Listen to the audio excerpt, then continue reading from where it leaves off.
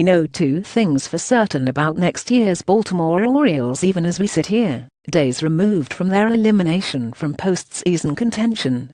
One is that 2018 will be a pivotal year for the franchise. Two is that, for it to be a well-est year, they'll need to find some starters.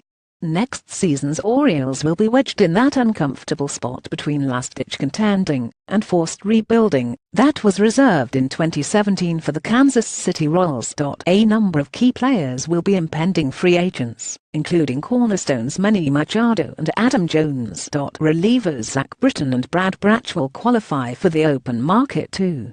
In fact, the only Orioles who are under guaranteed deals through 2019 are Chris Davis, Mark Trumbo and Darren O'Day.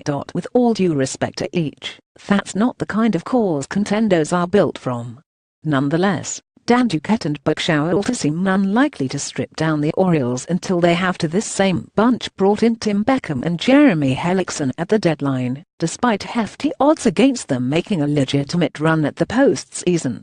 What's that mean? Presumably, that the Orioles will spend the winter addressing their poor rotation. Ubaldo Jimenez contributed to the Os' poor rotation. Evan Habib USA Today Sports years of shaky development and backfired acquisitions have left the Orioles in position where they have just two pitchers worth hanging on to, Dylan Bundy and Kevin Gausman. Beyond that, the Os will be hunting for three new starters. Chris Tillman, Ubaldo Jimenez and Jeremy Hellickson are all about to hit free agency. They combined for a 7.10 ERA over 64 appearances. Meanwhile, the Os can buy out Wade Miley option and save $11.5 million. In other words, the Orioles should have some financial flexibility to invest in a mid-rotation starter or two, and it almost doesn't matter who they pick, since it will be hard to pitch worse than their incumbents did in 2017. That isn't the kind of silver lining you want, but come on, read a few lines back again. A 7.10 ERA over 64 appearances by three veteran arms.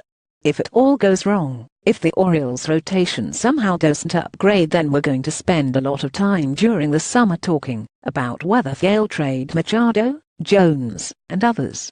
One suspects, however, that the Orioles will be better in 2018 than they were in 2017. Should that prove to be correct, our concerns for their future will be put on hold until next winter. At that point, the road to October is going to become substantially more difficult.